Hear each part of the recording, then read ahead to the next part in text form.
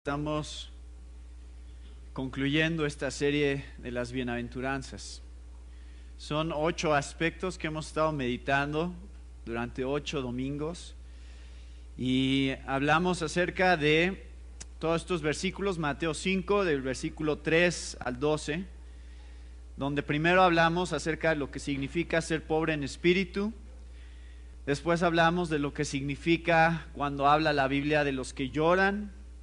Después hablamos de la mansedumbre, del significado de la mansedumbre en la Biblia. Después de lo que significa tener hambre y sed de justicia y ser saciado por Dios. Después de lo que es vivir una vida de misericordia, como un reflejo de haber recibido misericordia. Después, en el versículo 8, hablamos de lo que significa tener un limpio corazón y de ver a Dios. Y en el versículo 9, que fue el domingo pasado, hablamos de qué significa ser pacificador y qué significa ser un hijo de Dios. Y este versículo, del versículo 9 que vimos la semana pasada, hablando de los pacificadores, hubo un aspecto que quiero volver a enfatizar porque esa es la conexión con la bienaventuranza del día de hoy. Hablamos de que la Biblia nos invita a tener la iniciativa de la reconciliación en las relaciones personales que tenemos, de amar a nuestros enemigos, de hacer bien a los que nos maldicen, de orar por aquellos que nos han ofendido. Y al haber meditado sobre eso, de cómo la Biblia nos está invitando a la reconciliación, también vimos que a veces la reconciliación no es posible. Porque hablamos de que la verdad es más importante que la unidad. ¿Se acuerdan? La verdad es más importante que la unidad. Hay cosas que no podemos comprometer como cristianos, hay cosas en las que no podemos ceder como cristianos, nada más para que nos evite conflicto con otros. Y es muy importante, me estoy regresando a ese punto, porque esa es la conexión esencial que existe entre la bienaventuranza de los pacificadores y la última, que es una bienaventuranza sobre aquellos que padecen persecución por causa de la justicia. Entonces ahí está esa conexión tan importante, es que de hecho no vas a tener paz probablemente en tu vida como cristiano. Bienaventurados los pacificadores. Pero recuerden, los pacificadores son aquellos que anhelan la paz, pero no siempre obtienen la paz.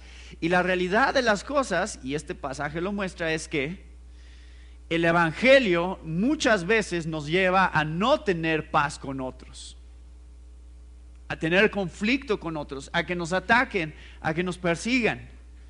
Y por eso dice, bienaventurados los que padecen persecución por causa de la justicia, porque de ellos es el reino de los cielos.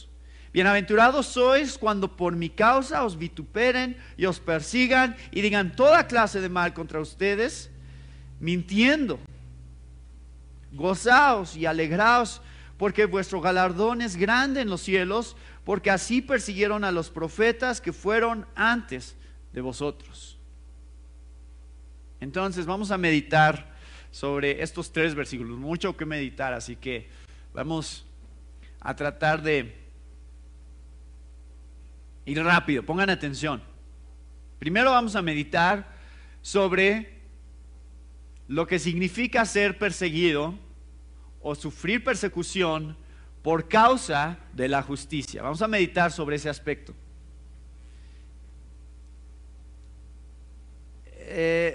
A veces estos pasajes nos pueden sonar un poquito ajenos. Podemos estar leyendo esto y decir, yo no padezco persecución. ¿Dónde veo persecución a los cristianos? Por lo menos aquí en Coajimalpa o aquí en México, pues que yo sepa, yo no he visto. Y podríamos pensar que este pasaje es un poquito irrelevante a nosotros o que está un poco aislado de nuestras vidas. Pero miren, traje este libro.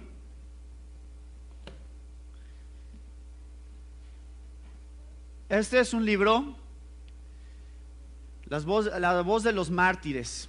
Es un libro que toma las vidas de diferentes personas. Obviamente es muy selectivo en los testimonios que tiene, pero contiene vidas de todos los siglos de la iglesia cristiana, desde el año 33 después de Cristo al día de hoy.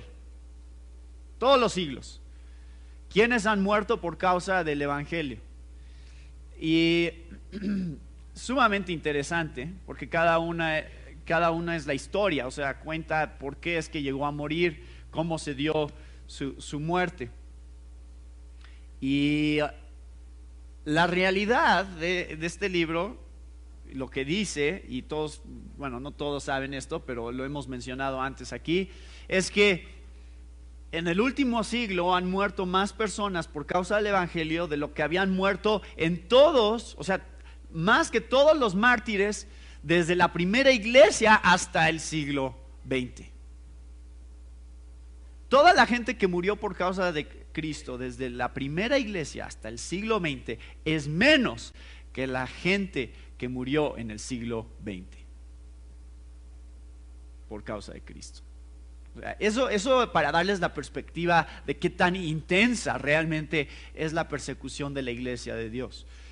No estamos viviendo, no es un pasaje irrelevante a lo que estamos tú y yo viendo hoy en día.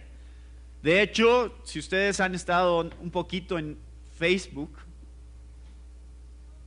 probablemente han leído acerca de lo que ha estado sucediendo en el norte de Irak, en donde se ha intensificado la persecución, especialmente a raíz de un grupo que se llama ISIS.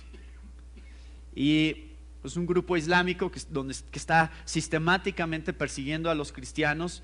Y lo más común y lo que sabemos hoy acerca de lo que está sucediendo es que están marcando las casas de los que son cristianos con la letra N en árabe, que hace burla un poco de los cristianos porque es la N de Nazareno, identificándolos con Cristo, y esa es la manera en la que identifican quiénes son los cristianos. A ver, en esta casa había un cristiano, pongan la letra N en su casa, y de esa manera los identifican y los discriminan socialmente, si no es que los matan.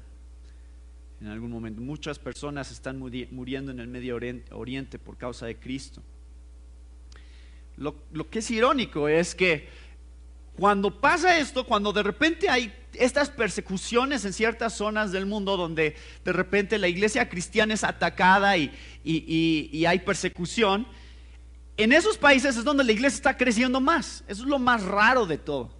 Pensarías que si ser cristiano significaba que podrías morir, pues la gente se estaría alejando del cristianismo, no acercando. Pero la realidad es que en países como China, Corea del Norte y países islámicos, musulmanes del Medio Oriente, la iglesia cristiana está creciendo mucho más rápido que en lugares como aquí, donde no hay persecución. Entonces la Biblia nos está confrontando con el hecho de que la vida normal cristiana en la historia siempre ha sido la persecución. Nosotros vivimos la excepción, no la regla. El hecho de que nosotros podemos aquí congregarnos libremente es la excepción, no es lo normal. Tú y yo somos cristianos raros en la historia. No es lo que normalmente se ha visto, que tú y yo podamos inclusive ir a la explanada y repartir folletos y hablar con la gente acerca de la Biblia. No es lo normal. Muy pocos cristianos en la historia del cristianismo han tenido ese privilegio que tenemos nosotros. Eso lo digo como un ánimo para el próximo sábado, cuando vayan o vayamos, ¿verdad? Cuando vayan ustedes, cuando vayamos a compartir la palabra, porque realmente es mínimo lo que nosotros estamos enfrentando como cristianos. Pero hay una historia, yo me acuerdo muy vívidamente de esta historia porque yo estaba en la universidad cuando esto sucedió. Fue en el año 1999, hace 15 años. Y es increíble, o sea, la realidad es que lo que estoy viendo hoy en día es que realmente vamos en esa dirección en países y en lugares donde tradicionalmente sí existía libertad religiosa. Y no sabes cuándo realmente te vas a enfrentar a un momento en tu vida en el cual sí tu fe va a ser motivo de tu muerte. No lo sabes. En 1999, el 20 de abril, en Colorado, en Estados Unidos, un día de escuela normal en una preparatoria, dos compañeros de clase, o dos alumnos de esa escuela, entraron con armas y mataron a varios de la escuela. Y después ellos se suicidaron. De esa situación, pues se conocen varias de las historias, pero la más importante de todas es la historia de una joven de esa preparatoria que había estado, pues, tengo su libro aquí. Se llamaba Cassie Bernal. Y ella es un libro que siempre me conmueve, y anoche lo estaba leyendo otra vez y yo sabía que este iba a ser el mensaje más difícil de todos.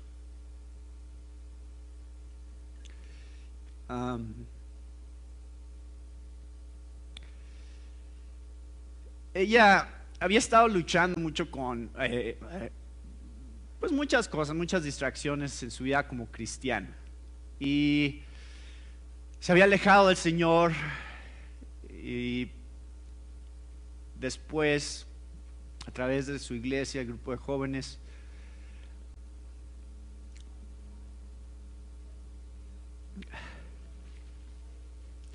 nuevamente se había acercado al Señor, había vuelto a consagrar su vida a Dios, y solo fue unas semanas después de esto que sucedió este incidente.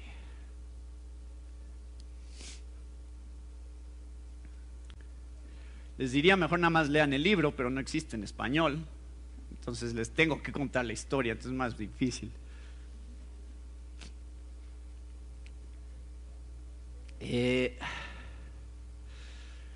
Estos dos chavos que entraron con sus armas a la escuela, entraron y pues tenían diferentes razones para matar a diferentes estudiantes. Una de las razones era simplemente unas razones de racismo, pero fue en la biblioteca donde se dio la mayoría de los asesinatos.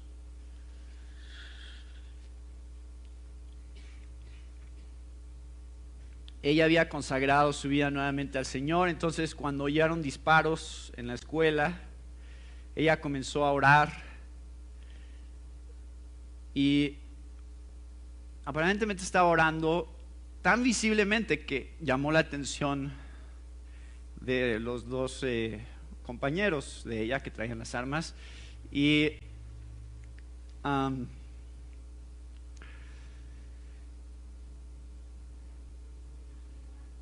lo que escucharon los otros que estaban en la biblioteca, los otros compañeros de la escuela, fue que le preguntaron si creía en Dios. O sea, eso fue lo que fue muy audible para ellos. ¿Crees en Dios? Y le pusieron la pistola a la cabeza. Con la pistola en la cabeza, contestó: sí, creo en Dios. Y después lo que dijeron fue: ¿por qué crees en Dios?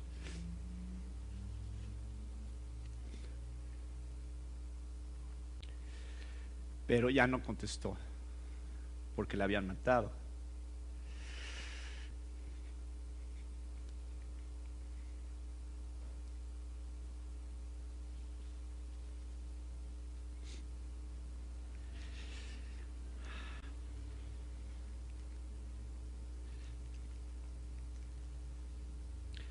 Imagínense, en Estados Unidos,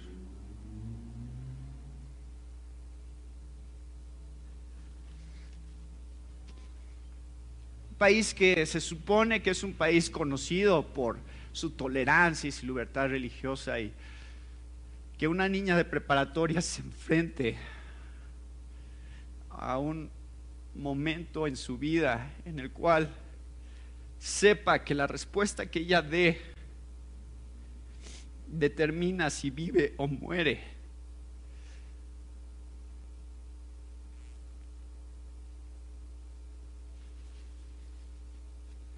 ¿Qué dirían ustedes?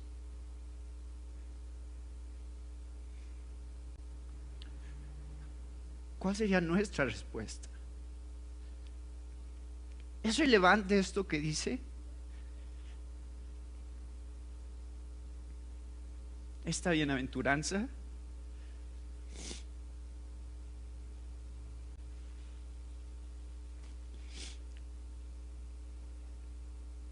Sumamente relevante.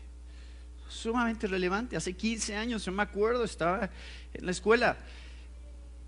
Yo estaba en la universidad, pero ella habría tenido, ¿qué? Unos 3, 4 años menos que yo. O sea, es mi generación. Y me hace pensar: a ver, Señor, ¿qué hay de mi vida? ¿Qué hay de mis convicciones? ¿Qué es lo que estás diciendo aquí en esta bienaventuranza acerca de mí? Bienaventurados los que padecen persecución por causa de la justicia, porque de ellos es el reino de los cielos.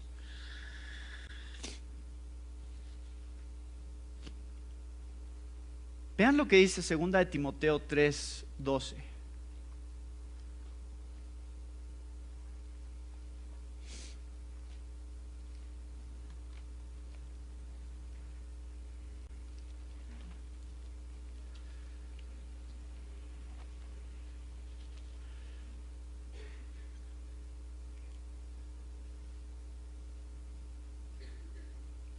¿Cómo es que Pablo hace este tipo de declaraciones acerca de la vida cristiana tan absolutas, tan incluyentes? Y también todos los que quieren vivir piadosamente en Cristo Jesús padecerán persecución. Pablo asume que esto es lo normal. Pablo asume que esto es lo que significa ser cristiano. Todos los que quieren vivir piadosamente en Cristo Jesús padecerán persecución. Todos. Entonces, vamos a aclarar de qué está hablando la Biblia cuando habla de persecución, porque creo que hay algunos conceptos erróneos de lo que significa persecución. Vamos a hablar de qué es lo que no es persecución, para que quede claro de una vez por todas, no piensen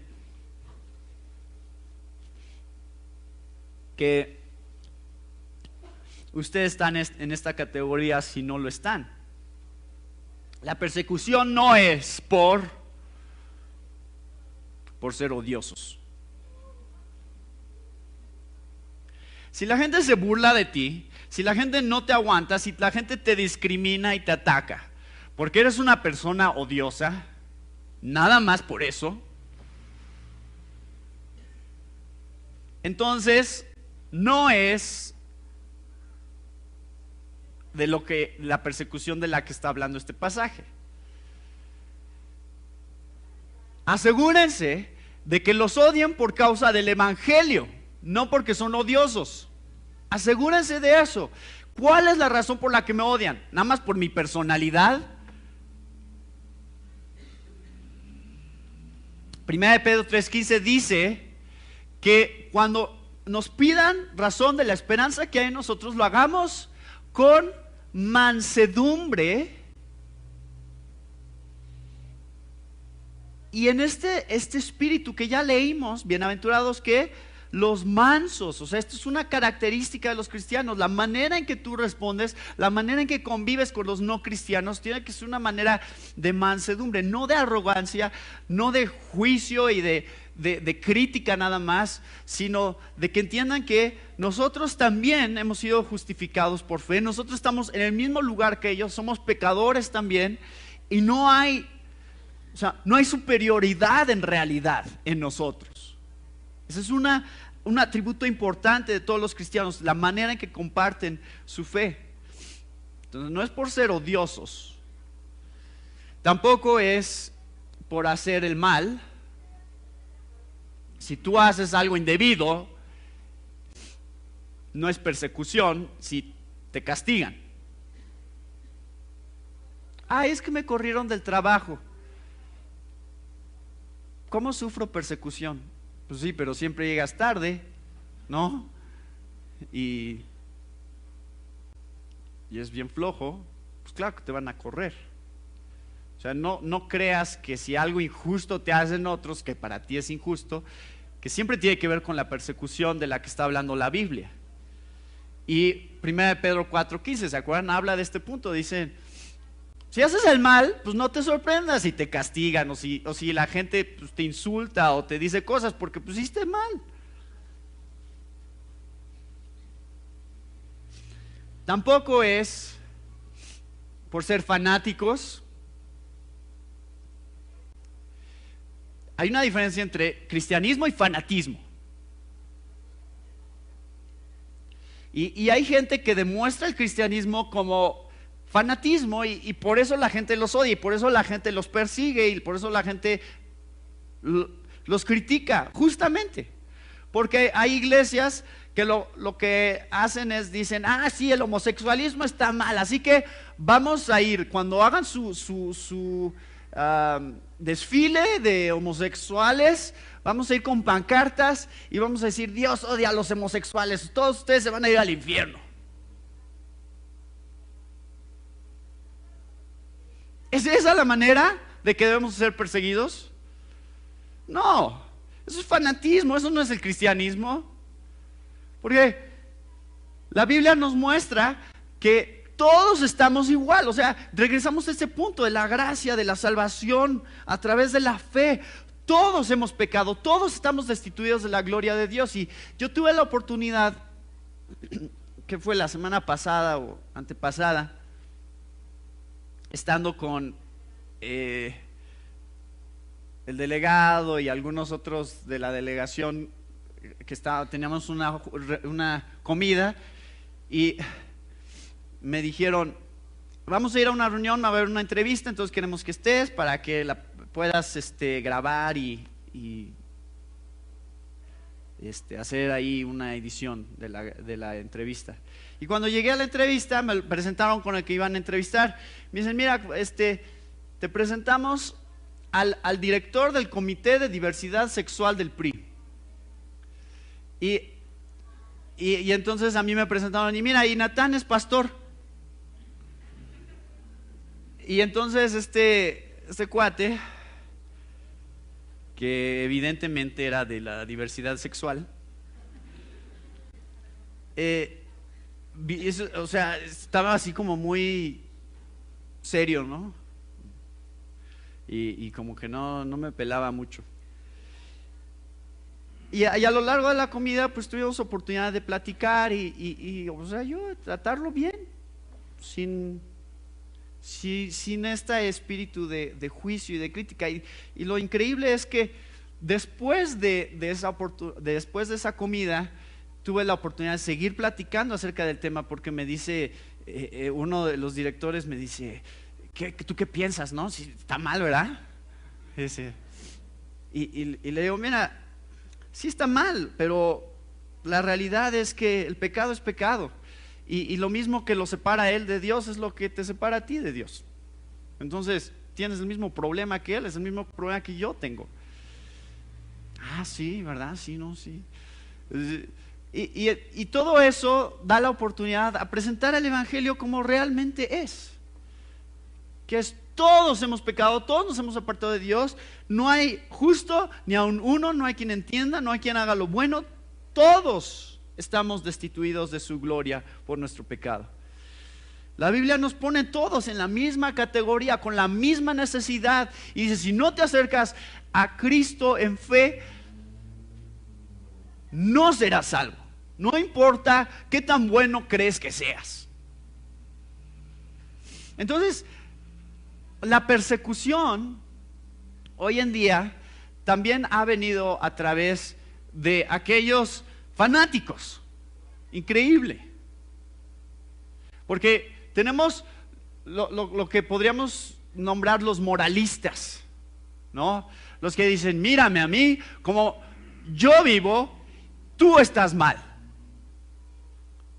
Y los moralistas son esta categoría de gente que cuando tú les dices esto, tú les dices, no, es que todos estamos igual, todos tenemos el mismo problema, todos necesitamos a Cristo. No se trata de que nada más seas una buena persona, se trata de que pongas tu fe en Él, que realmente confíes en Él, de eso se trata. Y entonces, tuvimos una conversación, mi papá tuvo una conversación con un taxista también acerca de este tema. Porque él estaba tratando de hacer esta plática acerca de cosas importantes con él.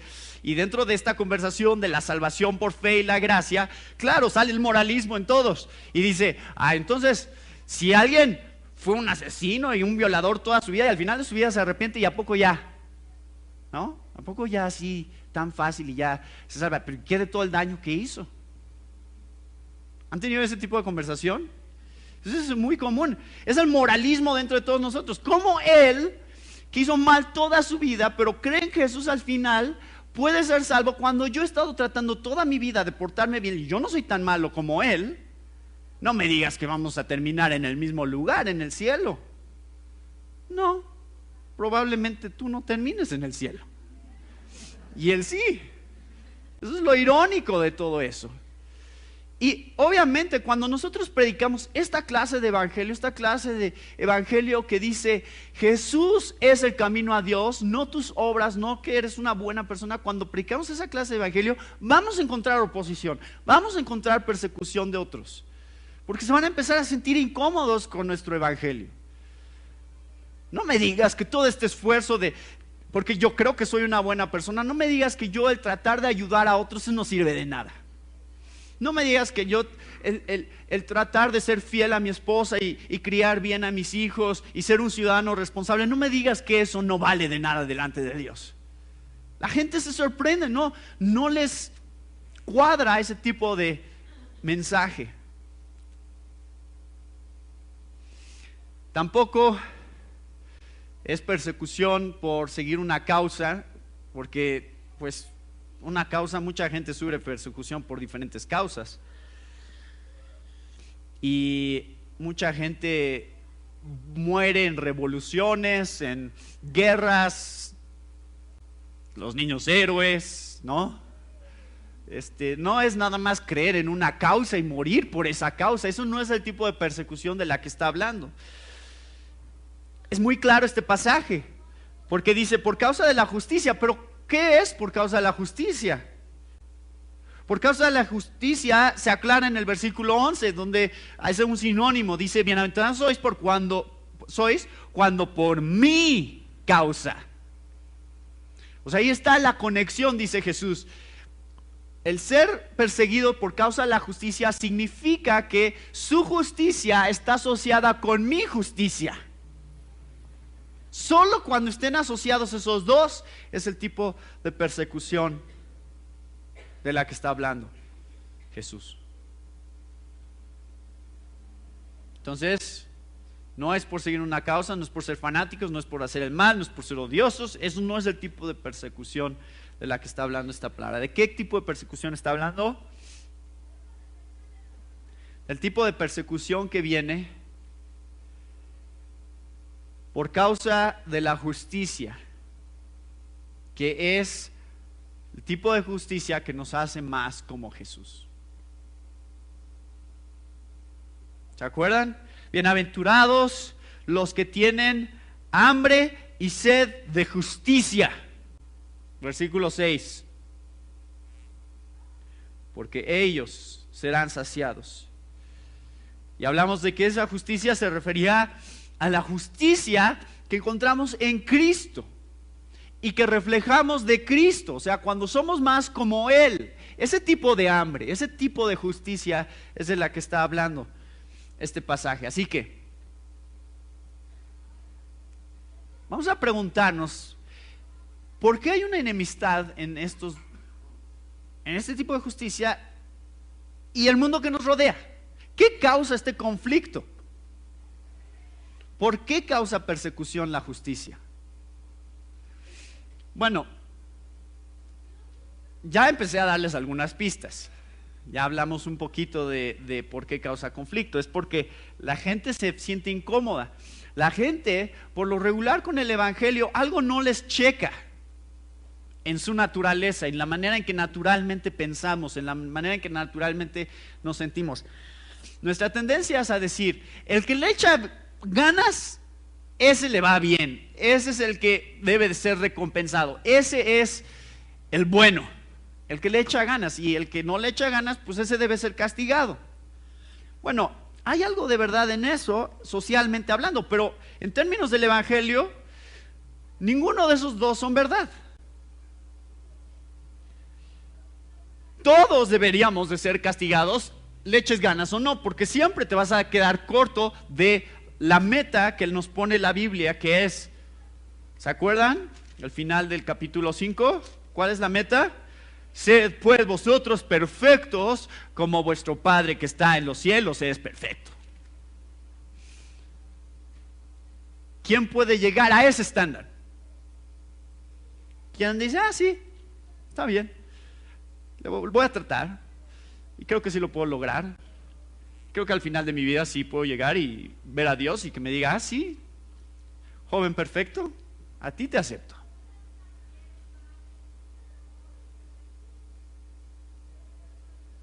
Cuando empezamos a vivir el tipo de vida y predicar el tipo de evangelio que está en la palabra de Dios,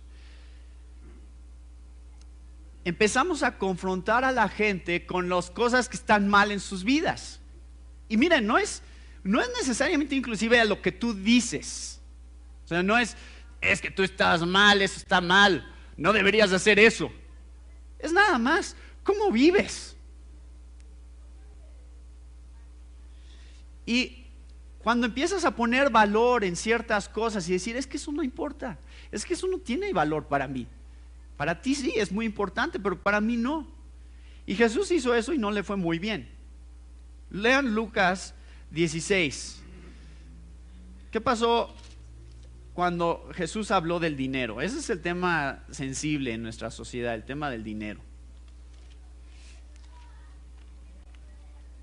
Lucas 16, 13, vean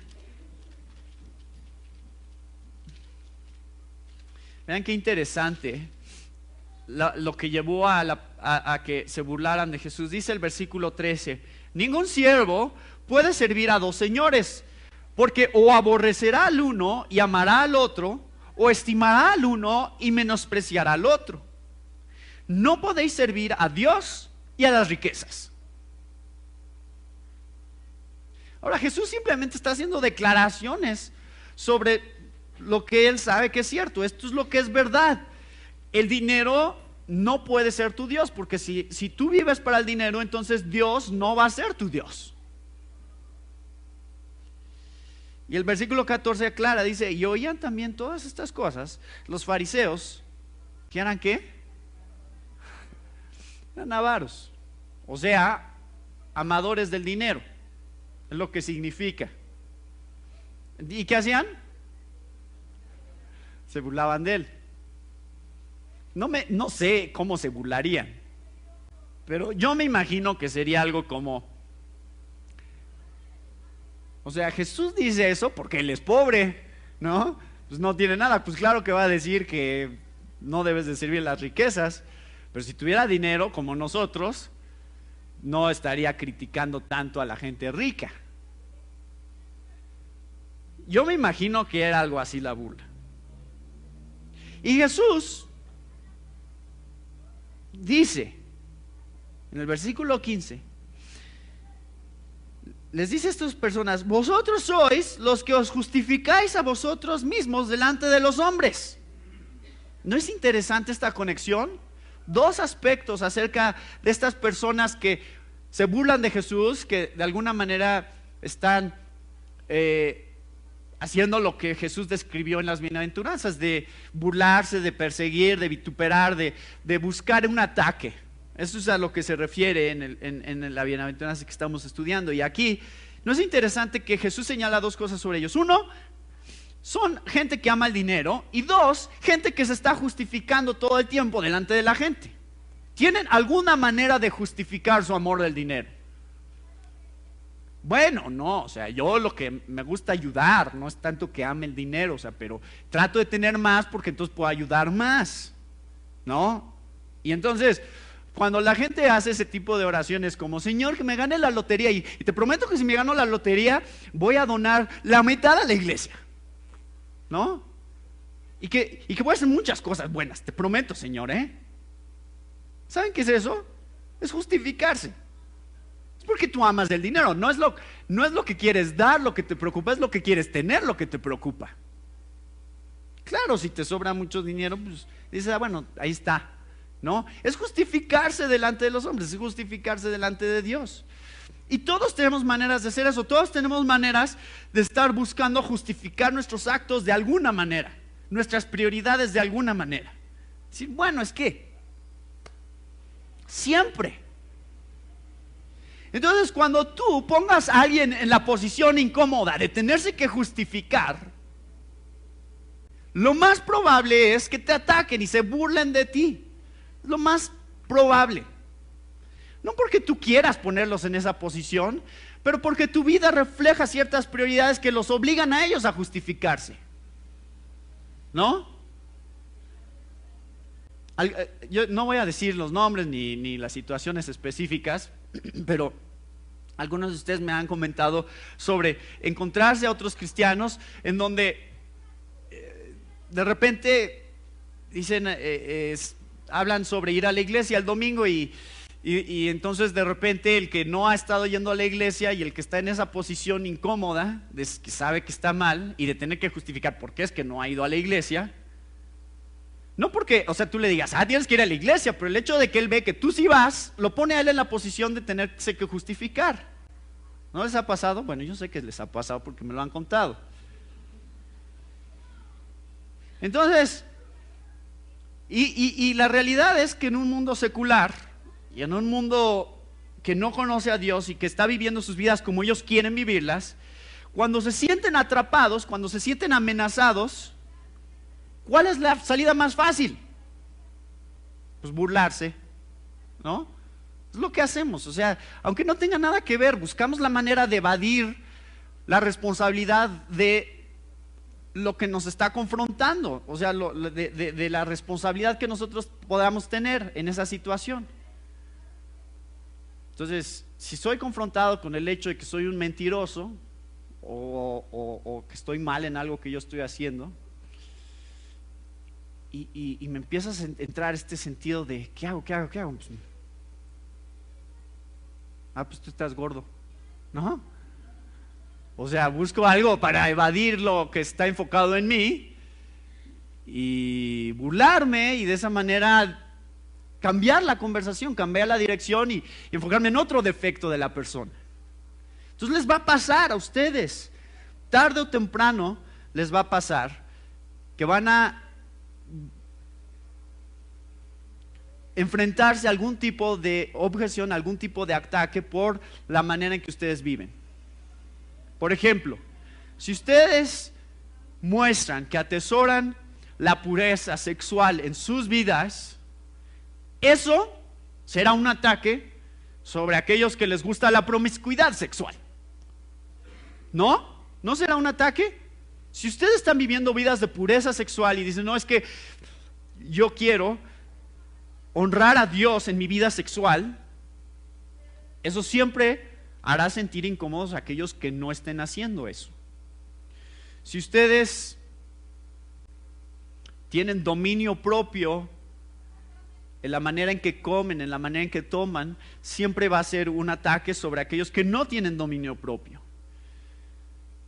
Si ustedes están contentos con no tener mucho dinero o no tener muchas posesiones, eso va a ser un ataque con aquellos que atesoran los lujos y atesoran el dinero.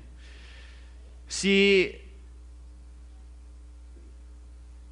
ustedes hablan con compasión, siempre hablan con misericordia, eso siempre será un ataque con aquellos que siempre están enojados y gritando y atacando a otros y siempre defendiendo sus derechos. ¿Entienden?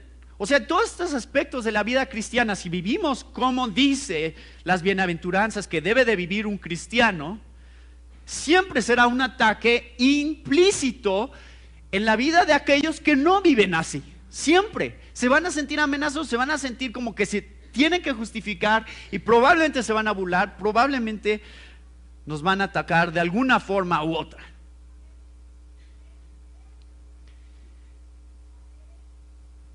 Entonces, la justicia, de acuerdo a la Biblia, solo tiene dos posibles reacciones de la gente que nos rodea. Solo dos. Juan 3, versículos 19 al 21. Dice: y esta es la condenación, que la luz vino al mundo y los hombres amaron más las tinieblas que la luz, porque sus obras eran malas.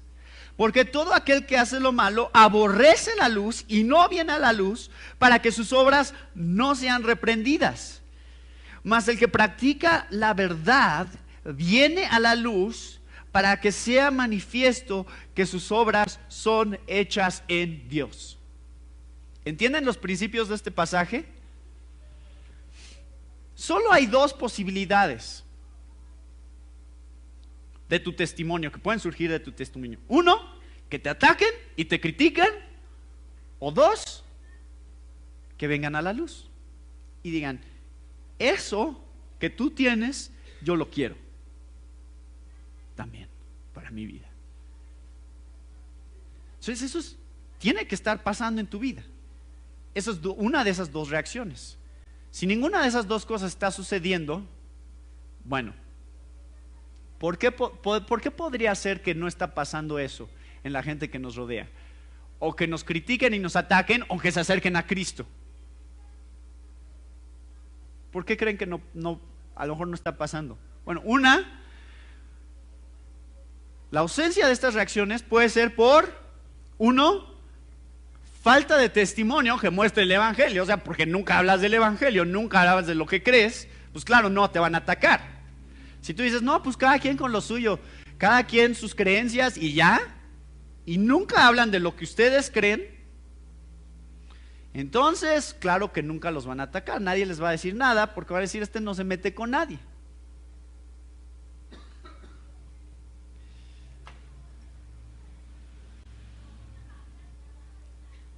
Y Mateo 5:16 dice que la gente vea nuestras buenas obras y ¿qué? Glorifiquen a vuestro Padre que está en los cielos.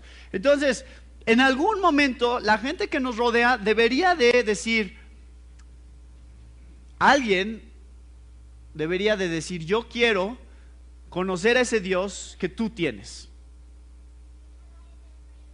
Entonces, las mismas bienaventuranzas ahí están en su contexto diciéndonos, a veces los perseguirán, algunos los perseguirán, algunos vendrán a Cristo por causa de su testimonio. Bueno, ¿por qué puede ser que no estés viendo esto en tu vida? Bueno, a lo mejor nada más falta tiempo. No todos los días vas a ver que gente viene a Cristo por tu testimonio, o no todos los días vas a ser criticado por tu vida como cristiano. Pero es cuestión de tiempo. Alguno de los dos tiene que pasar. Toda la gente que te conoce tiene que llegar al momento en que o haya más tensión en la relación o se acerquen a Dios. Si no, algo está mal en tu vida como cristiano. Tarde o temprano tienes que ver alguno de estos. Y mi esposa lo acaba de experimentar con su papá. Mientras ella no diga nada acerca del evangelio, todo está bien. Pero si ella le dice: a ver, papá, pero ¿qué crees acerca de Cristo? A ver, ¿qué crees acerca de la palabra de Dios? ¿Qué crees acerca del evangelio? Le contesta a su papá: si yo te dijera lo que yo pienso acerca del evangelio, eso afectaría nuestra relación. Claro. Eso dice la Biblia que va a pasar. En algún momento puede pasar un tiempo y las cosas pueden parecer que van bien, pero en algún momento las cosas que realmente importan son las cosas de las que tenemos que hablar con la gente. En algún momento tenemos que decir: es que, mira, ¿viste lo que Jesús hizo? ¿Viste lo que significa la cruz en tu vida? En algún momento tiene que llegar esa oportunidad en la que confrontas a la gente con la realidad de sus vidas delante de Dios. Y o te van a odiar por haber hecho eso, o van a decir: dime más. Entonces, la siguiente pregunta que quiero que nos hagamos es: ¿por qué es que tan extrañamente Jesús en esta bienaventuranza dice en el versículo 12: gozaos y alegraos, porque vuestro galardón es grande en los cielos? Qué increíble que Jesús hable de... Fíjense, este es el primer mandamiento de todas las bienaventuranzas. ¿Se acuerdan que hablamos de que las bienaventuranzas no son mandamientos, son descripciones del cristiano?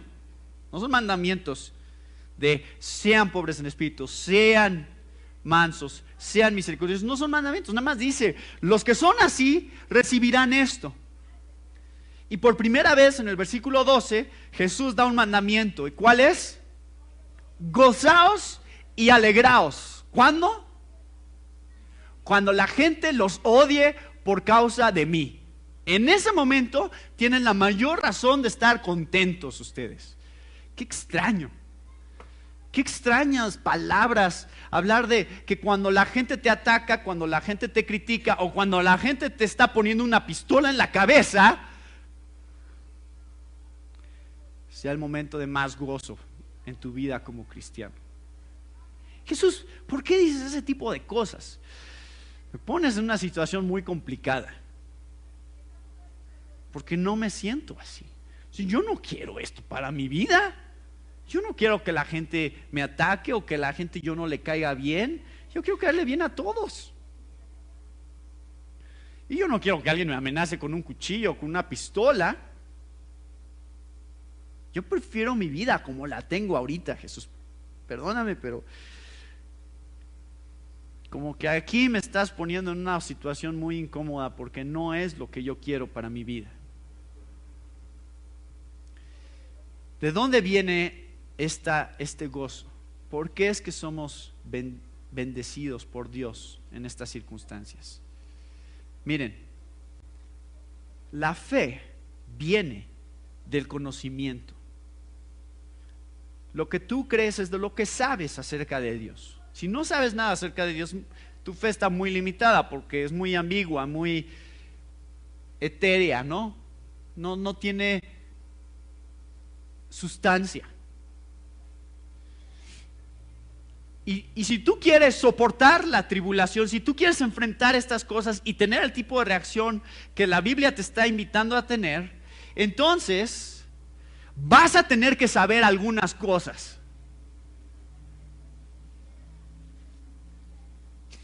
Vean lo que dice Hebreos 11.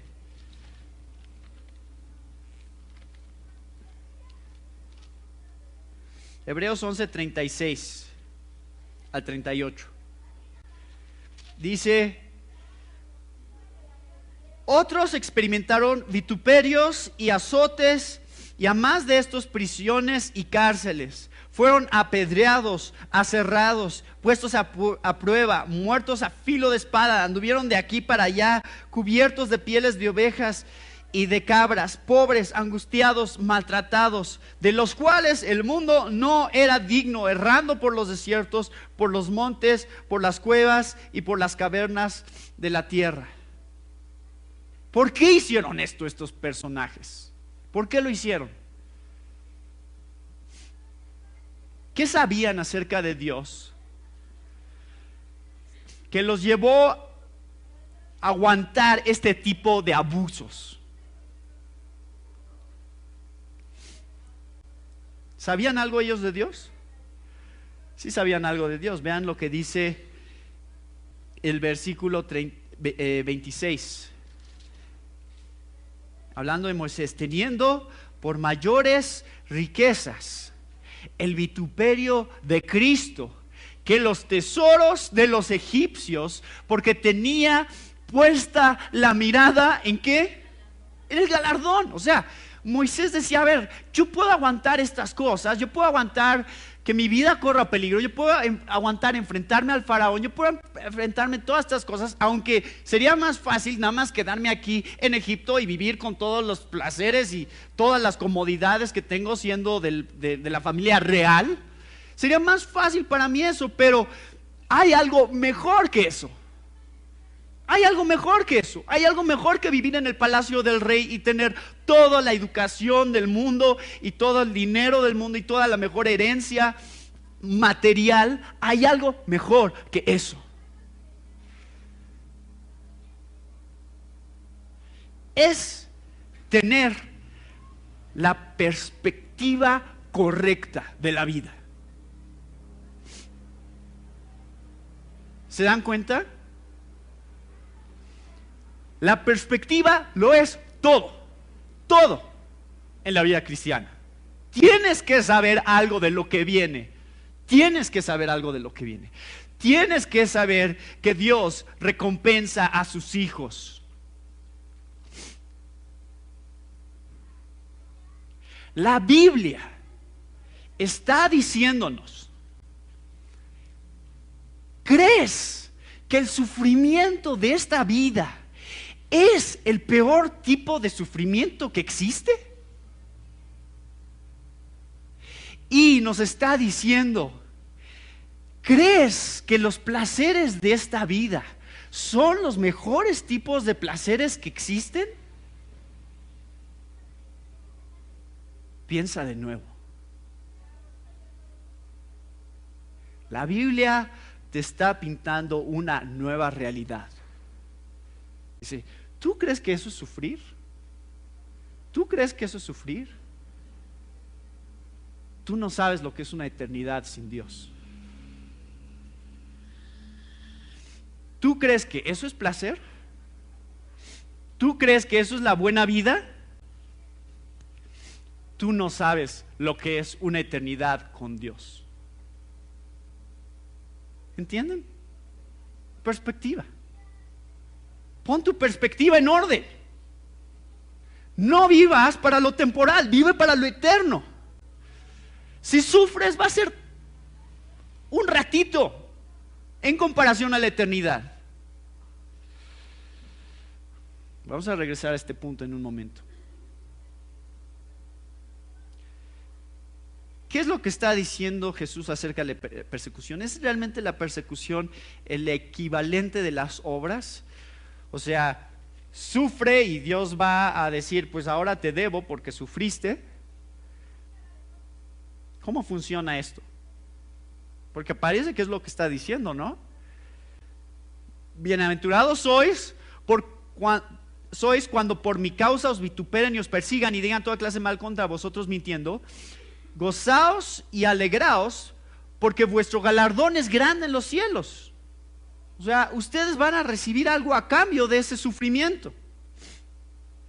Bueno, bíblicamente, podríamos hablar más tiempo acerca de esto, pero bíblicamente la recompensa es posible por la misma razón que nuestra salvación es posible. O sea, gracia. Dios no tiene que darnos galardón, Él escoge darnos galardón. Él dice, si tú sufres por causa mía, yo te voy a recompensar. Y vas a ver que el sufrimiento que tú pudiste haber vivido no se compara con lo que vas a recibir. Va a parecer nada comparado con lo que recibirás. Es decir, eso que me torturaron y me mataron, pero ve lo que Dios tiene aquí delante de mí como mi galardón.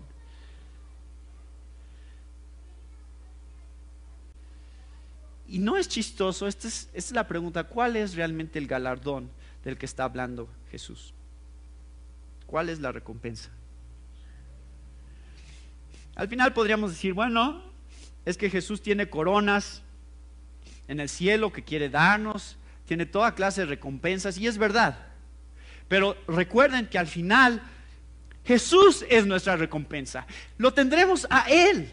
Y eso es lo que vale tanto acerca de la salvación, es que Dios no nos está salvando de nuestros pecados nada más, Dios no nos está dando el cielo nada más, nos está dando a sí mismo, está diciendo, aquí estoy yo, me tienes a mí, lo mejor que existe en todo el universo, porque yo lo creé, yo lo hice, yo soy quien tendrás para siempre.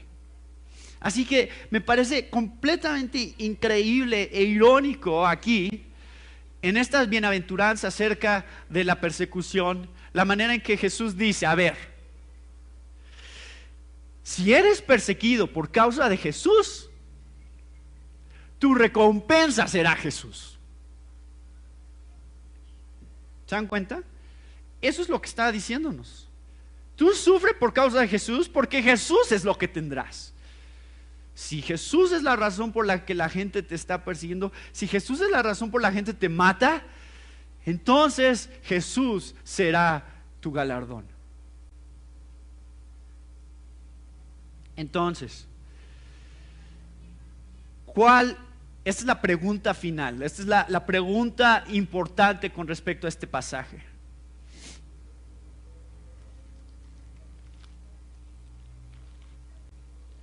¿Cuál es la verdadera recompensa que estás buscando para tu vida?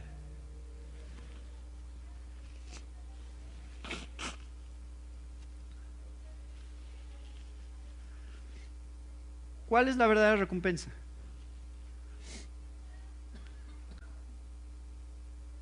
¿Para qué estás viviendo? ¿Cuál es tu objetivo más alto?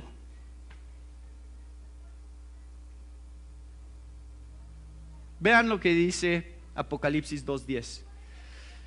No temas lo que estás por sufrir. He aquí, el diablo echará a algunos de vosotros en la cárcel para que seáis probados, y tendréis tribulación por 10 días. Sé fiel hasta la muerte, y yo te daré la corona de la vida. Estás diciendo, mira, sí te van a meter a la cárcel, sí van a burlarse de ti, y sí, a la mayoría de cristianos que han existido en la historia del cristianismo, sí los van a matar. Pero yo te daré la corona de la vida, yo seré tu recompensa. Dietrich Bonhoeffer fue un misionero alemán que vivió durante la Segunda Guerra Mundial y fue colgado, o sea, el régimen nazi lo sentenció a la muerte y murió unos días antes de que terminara la guerra. Unos días antes de que terminara la guerra.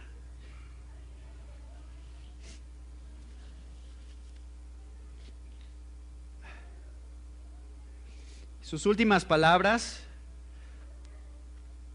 antes de ser colgado fueron: esto es el final, para mí, el comienzo de la vida. Y el doctor que estaba ahí escribió acerca de la muerte de Bonhoeffer. El doctor que verificó su muerte dijo, en más de 50 años como doctor, jamás había visto a alguien que se enfrentara a la muerte con tanta paz.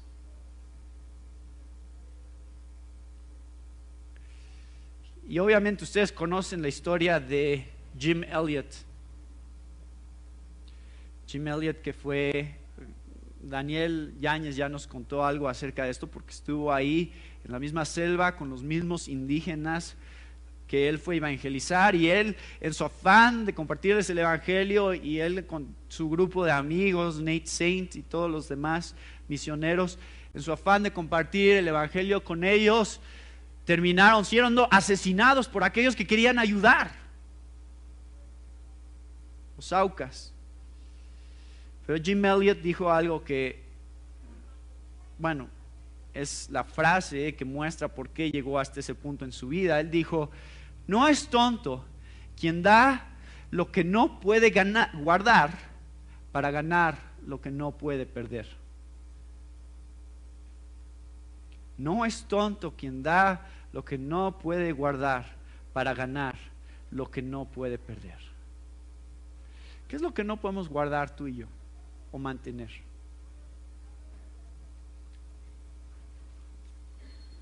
Nuestra vida. ¿O quién de ustedes dice: no, yo nunca me voy a morir? Es la estadística más incluyente de todas las estadísticas del mundo. 10 de cada 10 personas mueren. Así es. Tú y yo vamos a morir algún día. La pregunta es: ¿cómo vas a morir? Esa es la pregunta. ¿Cómo vas a morir? ¿Vas a morir glorificando a Dios en tu muerte, o vas a morir nada más como alguien más que diga a la gente: ay, sí, lo vamos a extrañar? ¿Qué es lo que quieres?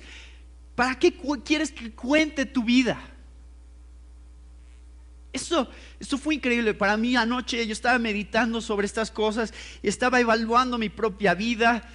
Y estaba leyendo todas estas historias de mártires que ya no les conté porque no tengo tiempo y además no puedo contárselas.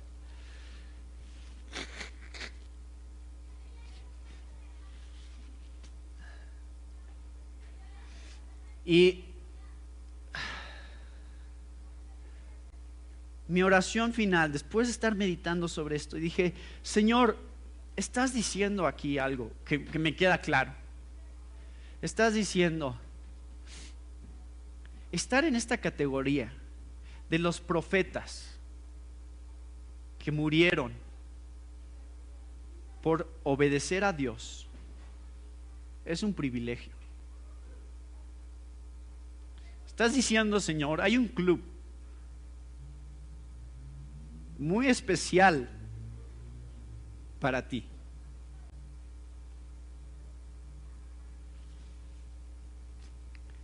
Y nos estás invitando a ser parte. Es decir, participen. Sean parte de estos hombres y mujeres de convicción que dieron su vida por mi causa. No vivan sus vidas desperdiciándolas. No vivan sus vidas nada más para ganar más dinero o para aumentar su reputación delante de la gente. No vivan nada más para que la gente pueda decir: ay, qué buen papá o qué buen esposo es. No vivan para eso. Vivan para mí. Y la manera más clara en que el mundo podrá ver que están viviendo para mí es cuando ustedes se gocen en el hecho de que son parte de una cosa que se llama cristianismo, en donde los asocian conmigo. No es un privilegio. Dijo Jesús: si a mí me persiguieron, por supuesto que los van a perseguir a ustedes, pero gócense, porque significa que están asociados conmigo. Significa que la gente dice: eso es un cristiano, ese es alguien que se identifica con Jesús. Ese es el privilegio que radica dentro de lo que significa ser un mártir. Entonces me puse a pensar y dije: Señor, a ver, entonces, para mi propia vida, ¿qué es lo que quieres decirme con esto, no? O sea, ¿qué significa en la vida real, en la vida práctica? O sea, esto me hizo pensar acerca de mi muerte. El día que yo muera, ¿cómo voy a morir, Señor? Y por primera vez, escuchen, hermanos, por primera vez en toda mi vida,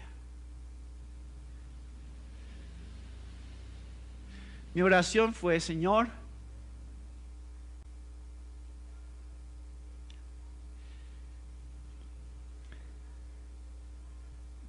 dame el privilegio de morir por ti.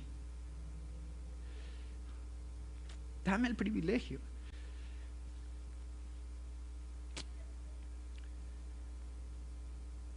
Que me maten porque te amo.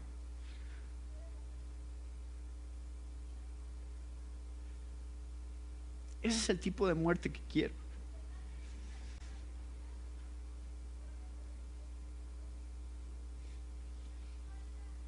No quiero morir porque estoy enfermo. No quiero morir porque me atropella un coche, por un infarto. Señor, tú sabes cómo será.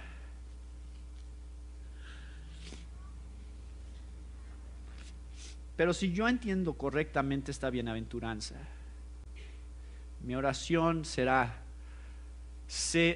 dame la oportunidad de ser parte de este grupo de personas que pudieron ir a la hoguera gozándose de la manera en que iban a morir, no por el sufrimiento. O sea, el sufrimiento no es lo que provoca el gozo, es la recompensa, es lo que creemos, es la promesa de lo que viene. Eso es lo que provoca gozo en nuestros corazones. ¿Cómo quiero morir, Señor?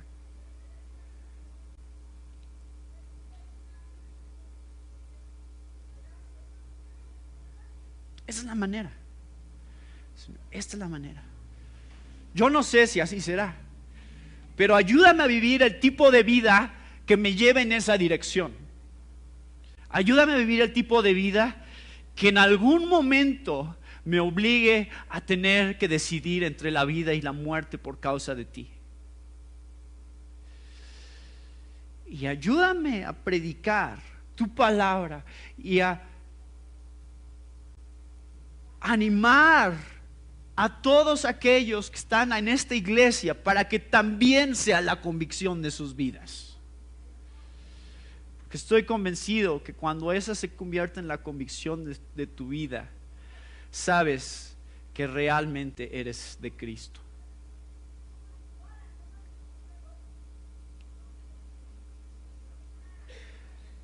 Señor,